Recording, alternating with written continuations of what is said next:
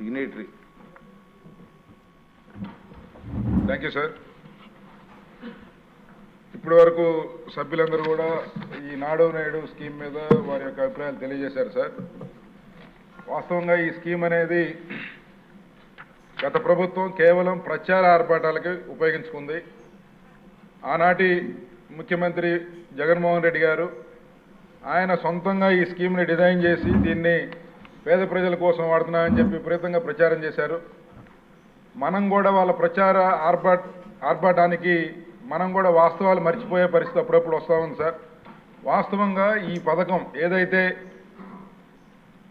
ప్రభుత్వ పాఠశాలల్లో మెరుగైన వసతులు కల్పించాలి, పేద విద్యార్థులు అన్ని వసతులతో కూడిన పాఠశాలలో చదువుకోవాలి, ముఖ్యంగా బడుగు బలహీన వర్గాలు, ఎస్సీ ముస్లిం మైనారిటీ సోదరులు పిల్లలు చదువుకునే పాఠశాలలో అన్ని వసతులు ఉండాలని చెప్పి 2014-19 మధ్య ఆనాటి గౌరవ ముఖ్యమంత్రి నారా చంద్రబాబు నాయుడు గారు పాఠశాలల్లో మౌలిక సదుపాయాల అభివృద్ధి కోసం హైబ్రిడ్ యాన్యుటీ మోడ్ కింద హ్యామ్ అనే పథకం ద్వారా 4,800 కోట్ల రూపాయలకు పైగా డబ్బులు ఆ రోజు తీసుకొచ్చి అన్ని పాఠశాలల్లో ఉన్న వసతుల్ని ఎవాల్యుయేట్ చేసి ఇంకా బెటర్గా ఏం చేయొచ్చు అని చెప్పి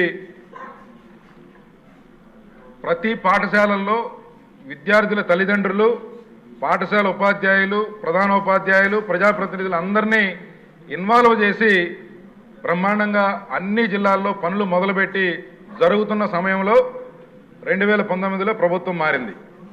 తర్వాత ఇదే సభలో ఆ రోజు ముఖ్యమంత్రి గారు చాలా ప్రగల్భాలు పలికారు.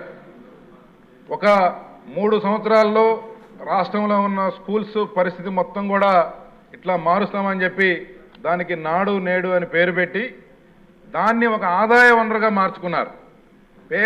పేద పిల్లలకి అందవలసిన వస్తువుల్లో కూడా కక్కుర్తి పడి సెంట్రల్ ప్రొక్యూర్మెంట్ సిస్టమ్ ద్వారా వీళ్ళు అవినీతికి పాల్పడ్డారు. అయితే వీళ్ళు ఈ రకంగా డబ్బులు సంపాదిస్తూ అక్కడ పనిచేస్తున్న ప్రధాన ఉపాధ్యాయుల్ని పనులకు బాధ్యులు చేస్తూ వారితో ఈ చదువుకు సంబంధం లేకపోయినా వారితో ఈ పనులన్నీ చేయించి వాళ్ళని మానసికంగా వేధించారు. తల్లిదండ్రులని ఎక్కడా కూడా ఇన్వాల్వ్ చేయలేదు. వైఎస్ఆర్ కాంగ్రెస్ పార్టీ నాయకులనే కాంట్రాక్టర్లుగా అవతారం ఎత్తిచ్చారు. అంటే ఒక పవిత్రంగా జరగవలసిన కార్యక్రమాన్ని వీళ్ళ యొక్క డబ్బు ఆశకి కకుర్తికి బలి చేశారు. అందుకే ఆ ప్రోగ్రాం కూడా సక్సెస్ కాలేదు. దాంట్లో ప్రధానంగా నేను మా నియోజకవర్గం కానీ ఇతర ప్రాంతాల్లో చూసింది ఏంటంటే సార్, ఎక్కడైతే పాఠశాలకి డబ్బు ఖర్చు పెట్టి వాటిని బాగు చేశారో అదే ప్రభుత్వం తర్వాత సంవత్సరంలో ఆ పాఠశాలని క్లోజ్ చేసింది. ఇది చాలా దుర్మార్గం సార్. చాలా కేవలం వారు అడ్డగోలుగా డబ్బులు సంపాదించడానికే ఈ యొక్క పథకాన్ని వాడారు కానీ ఏమాత్రం చిత్తశుద్ధి లేదు. ఈరోజు యువ నాయకులు లోకేష్ బాబు గారు దాదాపు 226 రోజులు 3,132 కిలోమీటర్ల పాదయాత్ర చేసి రాష్ట్రంలో ఉన్న అన్ని సమగ్రమైన ఒక అవగాహనతో వారు ముందుకు వచ్చారు.